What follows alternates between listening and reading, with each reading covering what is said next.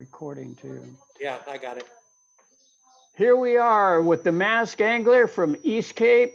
Finally, we're going to let you see what he looks like, and he's got his report from this week on what's going on the beaches of Baja. How are you doing, masked angler? I'm doing good, Gary. Good morning, and happy Groundhog Day. I think that Huxleberry Phil has probably crawled back in his den if the weather here is any indication, because it's freezing cold and we're having one of the hardest winters we've had in several years. So, Join the club. It's cold up here. It was been 35 degrees in Lake Elsinore, and that's way too cold for my taste. oh boy, that's why I'm here. I'm solar powered. Although we got a beautiful sunrise this morning, but it's not as warm as I would like to have it. Yeah. Anyhow, with the hard weather, there hasn't been there's been several reasons there hasn't been very many departures, but the hard weather has been a big part of it. It's been not very fishable and pretty miserable to get offshore because of the wind, and it's cold. But there was one day that was really pretty good, and there were a few departures. And I think anglers did pretty well. There was a few yellowtail taken on the high spot over in La Ribera. There's a lot of bait. There's a lot of white bonita. There's some Sierra mackerel. One angler told me that he caught a white bonita that coughed up an abundance of little bitty squid, 1.5 to 2 inch squid. He said the fish was just packed with them. Wow, so that's great, because the squid's not been around lately, right? No, that seems like pretty good news to me. And there's mackerel on the high spots. It's hard to get to catch them because it's easy to hook them, but hard to land them, because when you get a sabiki full of them, the white bonita or the yellowtail are destroying the sabikis and not letting you get them to the boat. So that's kind of interesting. I remember a few years back, well, a long time ago, maybe 25 years back, when we discovered yellowtail on the high spot, we started making our sabiki rigs out of 80-pound with a little heavier hooks so that we could land the yellowtail on a sabiki rig. Once we caught the bait, it was like a one-step process. Rather than catching the bait and putting it back down, we'd catch it and then hook the game fish right after we hooked it and then bring them to the boat. It worked. We were able to land the yellowtail that way, so it was pretty cool. Yeah, and that's East Cape light tackle, right? Yeah. Yeah, 80-pound light tackle. The other day on Sunday, a angler from the beach landed a nice 30-pound yellowtail from the beach, which was pretty impressive.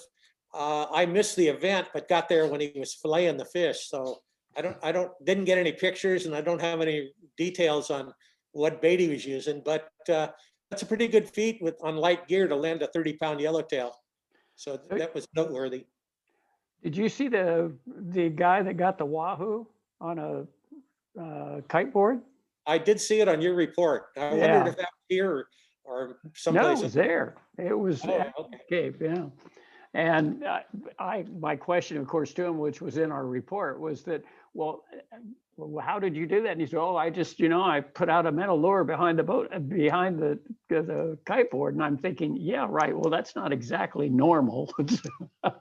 No, but he's probably going pretty fast. And yeah, that's what I thought too. I would have liked to seen it, because I would think that when the wahoo hit, it would have knocked him off his kiteboard, drug him down in the water. Yeah, drug him down in the water. I mean, it had to be a jolt. Yeah, and it was a pretty good size. It was a nice size wahoo too. Yeah, it was. Oh well, I suppose you said most of the kiteboarders are gone now, or? Well, most everybody's gone because of all the new regulations, and everybody's afraid of what to do. You have if you're here, you have to have a COVID test before you can go back to the United States. And where do you get the COVID test? And Canada's making their regulations even worse.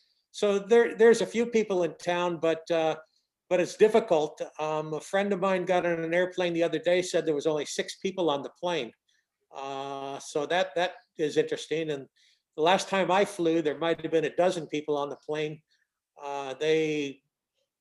Alaska Airlines upgraded me to first class without my request at no charge, just because the plane was so empty. And there were still like 4 empty seats in first class. So It's pretty quiet here. There's a lot of action. There's a lot of good signs. My wife found little baby shrimp on the beach the other day that had washed up.